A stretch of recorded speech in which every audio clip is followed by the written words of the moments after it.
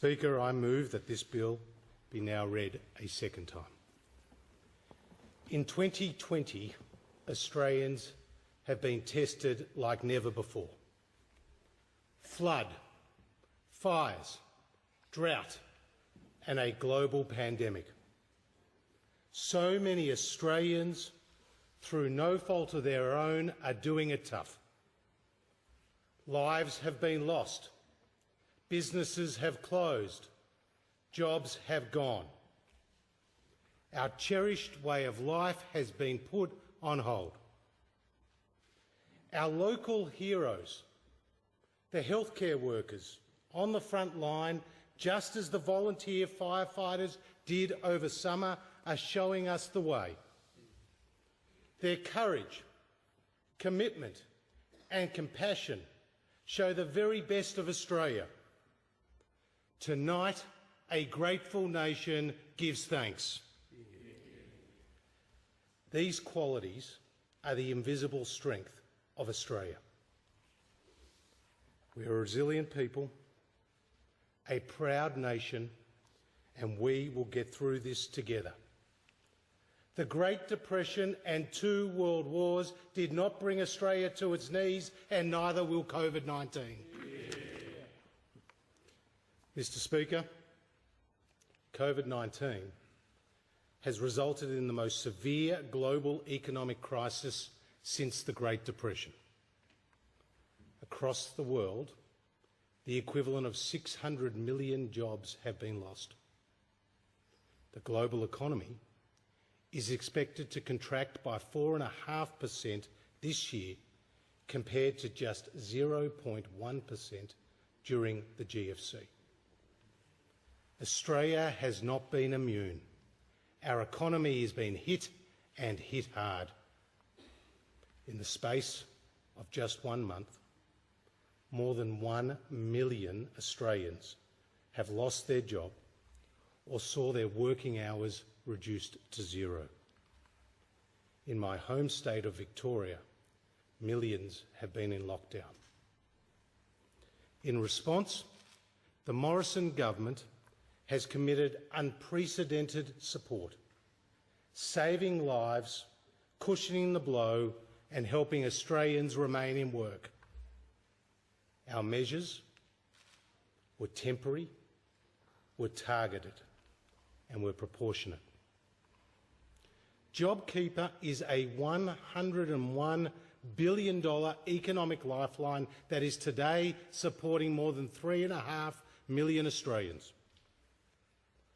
The cash flow boost has already provided $28 billion, helping around 800,000 small and medium-sized businesses stay afloat. JobSeeker doubled the safety net, and 2 $750 payments went to millions of pensioners, carers and others on income support. Together, our actions saved 700,000 jobs. We could do this because we entered this crisis from a position of economic strength. We brought the budget back to balance for the first time in 11 years, and we maintained our AAA credit rating. This gave us the fiscal firepower to respond when we needed it most. Mr. Speaker, our economic response has come at a significant cost. COVID-19 will see our deficit reach $213.7 billion this year, falling to $66.9 billion by 2023-24. Net debt will increase to $703 billion, or 36% of GDP this year, and peak at $966 billion, or 44% of GDP in June 2024. This is a heavy burden, but a necessary one to responsibly deal with the greatest challenge of our time. By comparison, Australia's net debt as a share of the economy will peak at half of that in the United Kingdom. around a third of that in the United States, and around a quarter of that in Japan today. Australia's economy contracted by 7% in the June quarter. By comparison, there were falls of around 12% in New Zealand, 14% in France, and around 20% in the United Kingdom. Mr. Speaker, the Australian economy is now fighting back. More than half of those who lost their job are now back at work. There remains a monumental task ahead. But there is hope, and Australia is up to the task. Tonight, we embark as a nation on the next phase of the journey, a journey to rebuild our economy and secure Australia's future. Our plan will grow the economy. Our plan will create jobs. Our plan will guarantee the essential services that Australians rely on. And we will do this without increasing taxes. Our plan is guided by our values. Our circumstances may have changed, but our values endure. Providing a helping hand to those who need it. Personal responsibility. Reward for effort. The power of aspiration. We owe it to the next generation to ensure a strong economy so that their lives are filled with the same opportunities and possibilities that we have enjoyed. Tonight, I lay out the Morrison government's economic recovery plan to steer Australia through this crisis and build a better future. Mr. Speaker, there is no economic recovery without a jobs recovery. There is no budget recovery without a jobs recovery. And this budget is all about jobs. Starting tonight, there will be a new JobMaker hiring credit to encourage businesses to hire young Australians.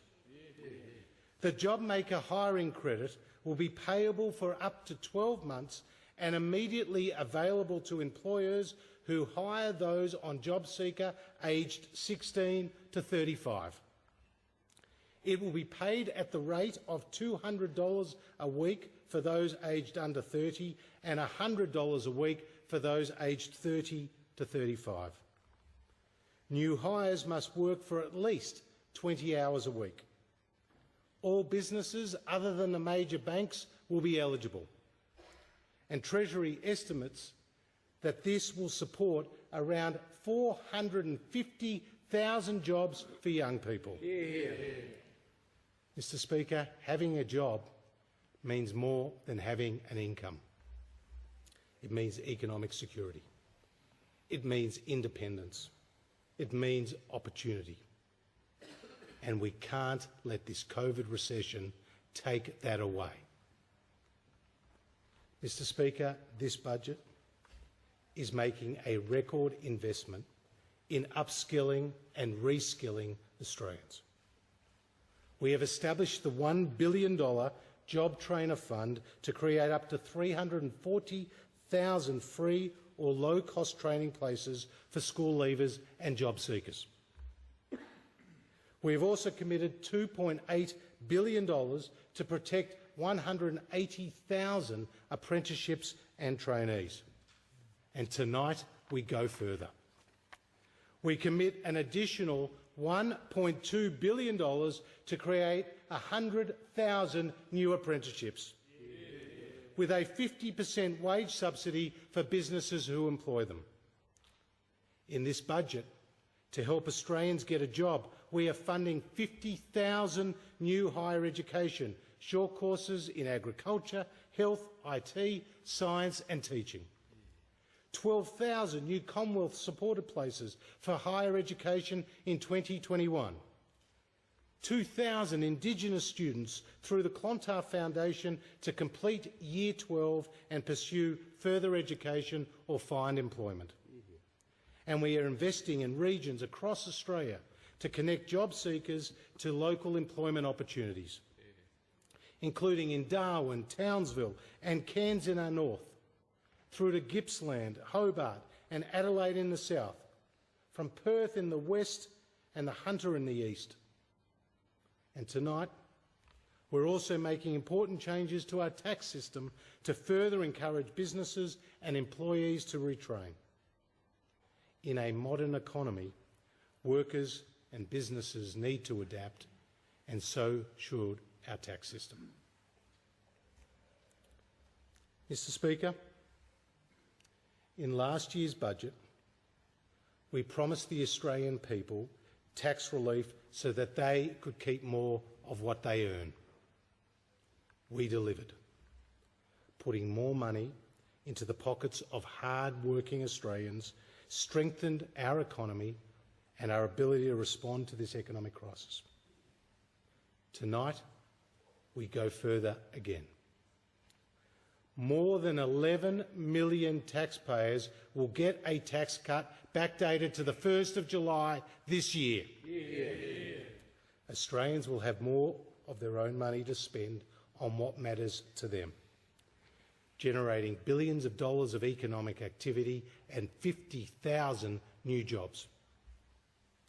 It will help local businesses to keep their doors open and hire more staff. Lower and middle income earners will this year receive tax relief of up to $2,745 for singles and up to $5,490 for dual income families compared with 2017-18. We will achieve this by bringing forward stage 2 of our legislated tax cuts by 2 years, lifting the 19% threshold from $37,000 to $45,000 and lifting the 32.5% threshold from $90,000 to $120,000. We will also retain the low and middle income tax offset for an additional year. As a proportion of tax payable compared to 2017-18, the greatest benefits will flow to those on lower incomes, with those earning $40,000 paying 20% less tax, and those on $80,000 paying around 11% less tax this year. Under our changes, more than 7 million Australians receive tax relief of $2,000 or more this year. These expanded tax cuts are part of a major structural reform to our tax system of no more than 30 cents on the dollar in 24-25. Under the coalition, taxes will always be lower. Mr. Speaker, 8 out of every 10 jobs in Australia are in the private sector. It is the engine of the Australian economy, and it needs a kickstart. Building on the successful expansion of the instant asset write-off during the COVID crisis, tonight we go further, announcing the largest set of investments any Australian government has ever provided, the largest set of investment incentives any Australian government has ever provided. From tonight, over 99% of businesses will be able to write off the full value of any eligible asset they purchase for their business. This will be available for small, medium and large businesses with a turnover of up to $5 billion until June 2022. It's a game changer, and it will unlock investment. It will dramatically expand the productive capacity of the nation and create tens of thousands of jobs. A trucking company will be able to upgrade its fleet. A farmer will be able to purchase a new harvester. And a food manufacturing business will be able to expand its production line. This boost will help the order books of the nation. Small businesses will buy, sell, deliver, install and maintain these assets. Every sector of our economy, every corner of our country will benefit. And this is how Australians get back to work. Mr. Speaker, through no fault of their own, millions of small and medium-sized businesses have faced lockdowns and restrictions that have severely impacted their ability to trade. COVID-19 has turned fundamentally good businesses into loss-making businesses. Normally, businesses would have to return to profit before they could use these losses. But these are not normal times. In order to keep their workers, these businesses need our help to grow. They cannot wait for years for the tax system to catch up. They need our help now. So tonight, I'm announcing companies that have been doing it tough throughout the crisis will be able to use their losses earlier. Losses incurred to June 2022 can be offset against prior profits made in or after the 2018-19 financial year. The combination of the immediate expensing and loss carryback measures will create an additional 50,000 jobs across the country. And together with our reforms to insolvency and the provision of credit, we are giving Australian businesses their best chance to succeed and to keep more Australians in work.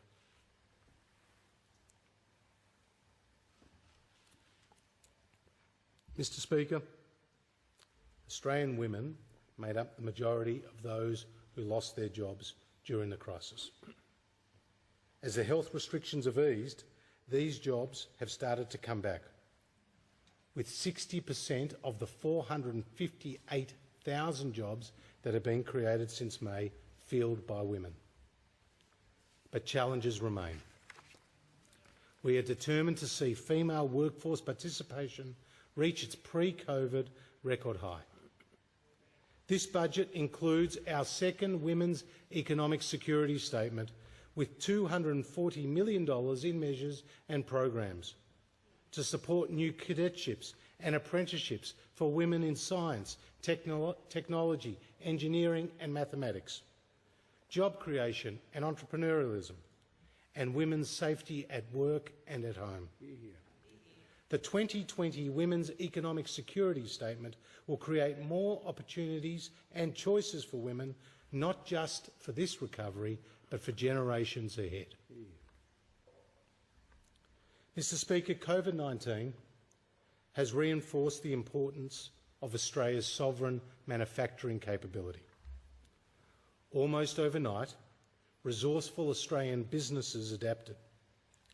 A reconfigured supply chain tripled mask production at a factory in Shepparton. Production lines for sleep apnea devices were converted to make ventilators in Western Sydney. Gin distilleries became manufacturers of hand sanitizer across Tasmania. And tonight, we build on these strengths with a plan to assure Australian manufacturing plays an even greater role in our economic recovery. Our $1.3 billion modern manufacturing plan will target 6 national manufacturing priorities: food and beverage manufacturing, resources technology and critical minerals processing, medical products, recycling and clean energy, defence industry and space industry. This plan is built on the JobMaker platform of enabling our manufacturing businesses to be globally competitive through cheaper and reliable energy, better skills and training, lower taxes, less red tape and more flexible workplaces. Mr. Speaker, research and development, the adoption of digital technology and affordable and reliable energy will be critical to Australia's future economic prosperity. In this budget, we are providing $2 billion in additional research and development incentives, removing the cap on refunds, lifting the rate and rewarding those businesses that invest the most. We're also providing $459 million in additional funding for the CSIRO, $1 billion for new research funding for our universities, backing our best and brightest minds whose ideas will help drive our recovery, and $1.9 billion in new funding as part of our energy plan to support low emissions and renewable technologies, helping to lower emissions and address climate change. We're also helping to unlock 5 key gas basins, starting with the Beetaloo Basin in the Northern Territory and the North Bowen and Galilee Basins in Queensland. More gas at lower prices will support more jobs in Australia's manufacturing sector. Mr. Speaker, rebuilding our economy includes building more roads, more rail and more bridges. In this budget, we will expand our 10-year infrastructure pipeline, which is already supporting 100,000 jobs across work sites today. Together, what we have announced since the start of this crisis, measures in this budget will see $14 billion in new and accelerated infrastructure projects support a further 40,000 jobs. This will boost productivity and deliver benefits to Australians. This budget will fund major projects across each state. The Singleton Bypass and Bolivia Hill upgrade in New South Wales. The upgrade of the Shepparton and Warrnambool rail lines in Victoria. The Coomera Connector in Queensland. The Wheatbelt Secondary Freight Network in Western Australia. The Main South Road duplication in South Australia. The Tasman Bridge upgrade in Tasmania. The Carpentaria Highway upgrades in the Northern Territory and the Molonglo River Bridge in the ACT. These and many other projects we are funding will set Australia up for the future, because we know that building more infrastructure now means building and creating more jobs. So tonight, we're also announcing $2 billion investment in road safety upgrades to save Australian lives. Yeah. Funding for these shovel-ready projects will be provided on a use-it or lose-it basis.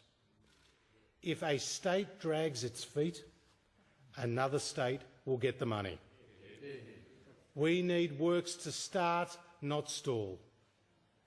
We're also expanding the local roads and community infrastructure program, investing an additional $1 billion to support local council immediate upgrades of local roads, footpaths and street lighting. These investments in our local communities will support local jobs. Mr. Speaker, our regions have endured the most widespread natural disasters in decades. Tonight's budget includes a package of measures to create jobs and back regional Australia's economic recovery. $2 billion in concessional loans to help farmers overcome the devastating drought. $350 million to support regional tourism, attract domestic visitors back to the regions, and a further round of the Building Better Regions Fund. And $317 million for Australian exporters to continue to access global supply chains, building on the 80,000 tonnes of exports we have already helped get to market. Mr. Speaker, our regions cannot thrive without water. This government is building water infrastructure for the 21st century to increase our water security, build resilience, deliver jobs and grow our agricultural sector. We've already funded over 20 projects to supply billions of litres for productive use, with construction of the Emu Swamp Dam currently underway.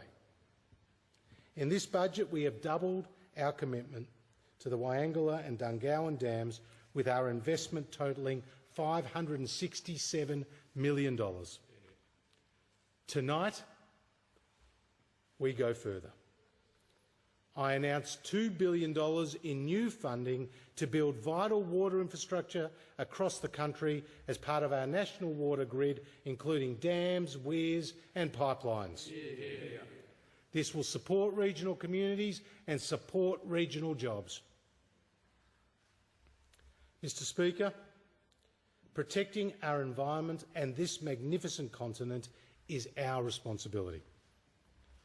This budget builds on the investments we made in last year's budget with an additional $1.8 billion in funding for the environment.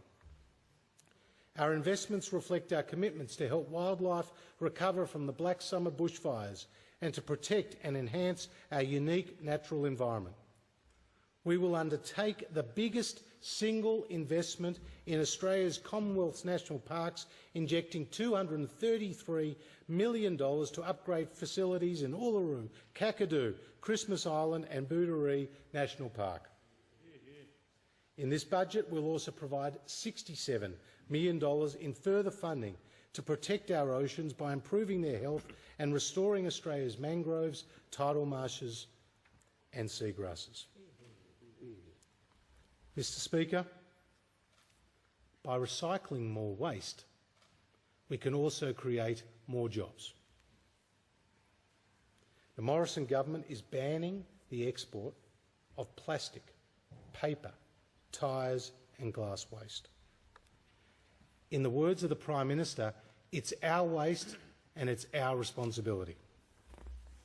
This budget will invest $250 million to modernise our recycling infrastructure, stop more than 600,000 tonnes of waste ending up in landfill, and in so doing help to create a further 10,000 jobs. Further investments to strengthen our resilience to the natural disasters will be announced in our response to the Royal Commission into national natural disaster arrangements. Mr. Speaker, tonight we will help thousands of Australians achieve their dream of home ownership. And in doing so, we will support thousands of jobs across the construction sector. An additional 10,000 first home buyers will be able to purchase a home sooner under our first home loan deposit scheme. This builds on the 20,000 first home buyers we are helping to purchase a home this year with a deposit as low as 5% under this scheme. And in this budget, we're also enabling an additional $1 billion of low-cost finance to support the construction of affordable housing. This takes the total concessional finance that has been made available to community housing providers to $3 billion. And it's in addition to the $4.6 billion a year that we provide in rental assistance. Tonight we're also investing $150 million in the Indigenous Home Ownership Program to construct new homes in regional areas, creating more jobs and helping hundreds of Indigenous families buy their own home.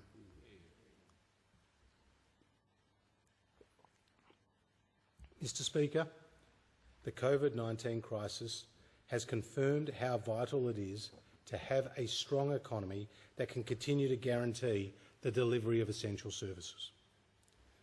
In this budget, there is record funding for hospitals, record funding for schools, record funding for aged care, record funding for childcare and record funding for disability services. We're providing an additional $3.9 billion for the NDIS, which is providing life-changing support to 400,000 Australians with a disability. Every Australian can be confident that the NDIS will always be fully funded under a coalition government. We have committed over $16 billion as part of the government's ongoing health response to the COVID-19 crisis, securing millions of masks, gowns, goggles, ventilators, and we have worked with the states to significantly increase the capacity of intensive care units right across the country. We have extended Medicare subsidised telehealth services, enabling more than 30 million consultations to occur since the crisis began. and we've secured access to more than 80 million doses of potential vaccines for COVID-19. Mr. Speaker, mental health and suicide prevention is a national priority. My heart goes out to all those Australians, young and old, for whom COVID-19 has caused such pain. My message tonight is that this House stands with you. You are not alone. Around 7 million Medicare subsidised mental health services have been delivered since March. And tonight, we are doubling the number of Medicare-funded psychological services through the Better Access Initiative from 10 to 20. We're providing more funding for Lifeline, for Headspace, for Beyond Blue and for Kids Helpline.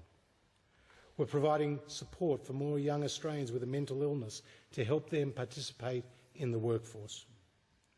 And these initiatives will bring our commitment to mental health to $5.7 billion this year. And this is not the last word. In coming weeks, we will release the Productivity Commission's Mental Health Final Report and the interim report into suicide prevention that was commissioned by the Prime Minister. These reports will guide our future actions, and working together with the states and the territories, we will save lives. Mr. Speaker, the Pharmaceutical Benefits Scheme has provided critical medicines to Australians. We have delivered on our commitment to list all medicines recommended by the independent experts, with more than 2,000 new and amended listings since we came to government. Tonight, I'm announcing the listing of Lynparza to help women with ovarian cancer. Instead of costing more than $140,000 per course of treatment, patients will now have access to this medicine for $6.60 per script for concession card holders and around $41 per script for general patients. This is what it means to have a strong economy. This is what it means to look after one's fellow Australian. Mr. Speaker, senior Australians have faced enormous challenges during COVID-19, including isolation and separation from their children, their grandchildren and their friends. To support our aged pensioners, we provided $750 payments in April and July. And tonight, I announced that aged pensioners will receive an additional $250 payment from December and a further $250 payment from March next year. Aged care is one of the greatest challenges that we face in delivering essential services to Australians. During this crisis, an additional $1.6 billion has already been provided to support the needs of Australians in aged care. Next February, the government will receive the final recommendations of the Royal Commission we established into aged care. In December of last year, we committed an additional $537 million to immediately respond to the interim report. The government will provide a comprehensive response to the final recommendations following receipt of that report, and this will involve significant additional investment. But we will continue to take action now as promised. For senior Australians who want to keep living at home, tonight the Morrison government announces our largest single increase of 23,000 additional home care packages at a cost of $1.6 billion. This brings the total to more than 180,000 places, 3 times the number of home care packages than when we came to government. 99% of all those seeking an in-home aged care package now have access to some form of in-home support.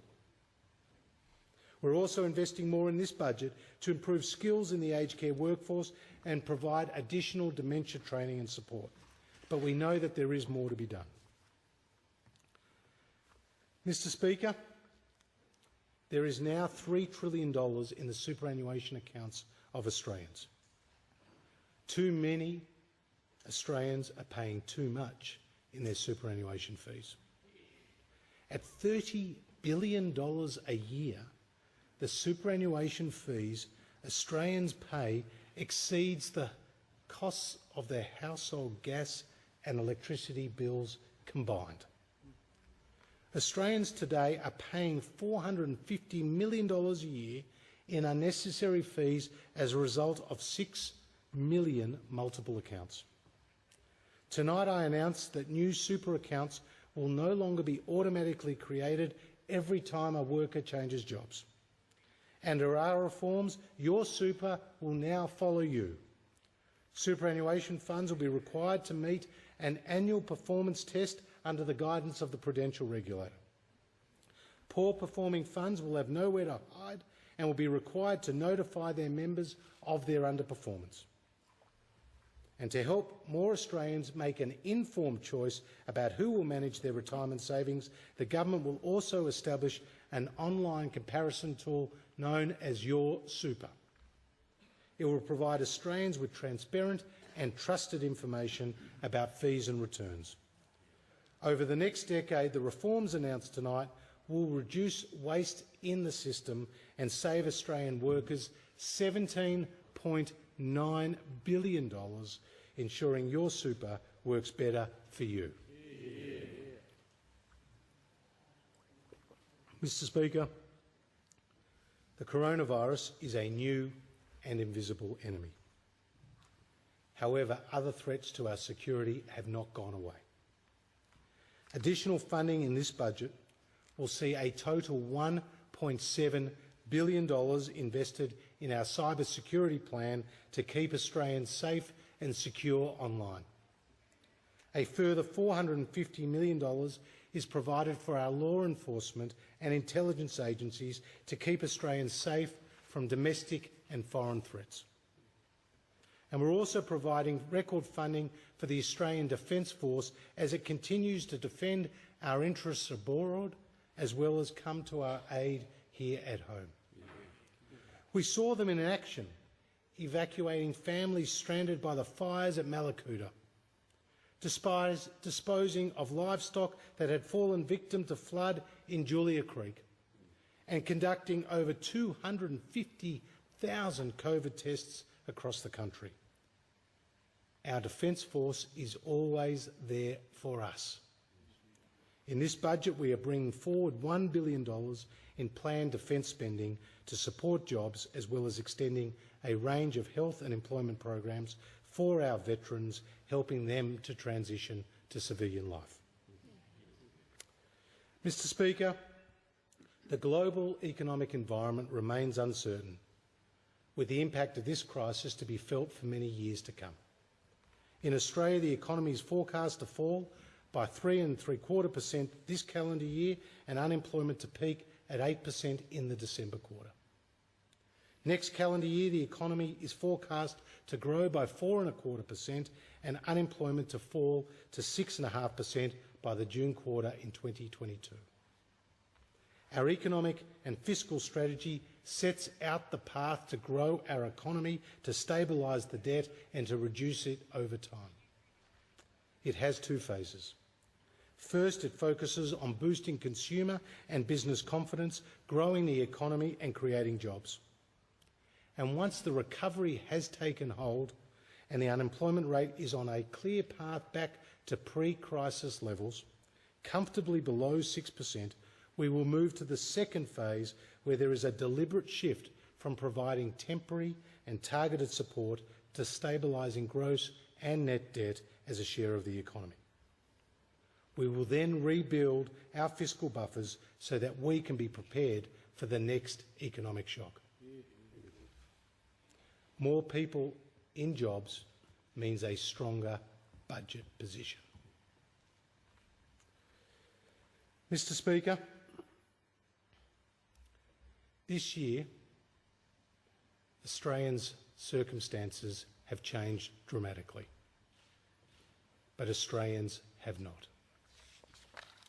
We are a hard-working, resilient, resourceful and compassionate people. Across this country, people are digging deep, banding together and getting on with it. The road to recovery will be hard, but there is hope. The Morrison government's message to all Australians is that we have your back. And we have a plan to rebuild our economy and create more jobs. Our JobMaker hiring credit will support nearly 500,000 young Australians into work.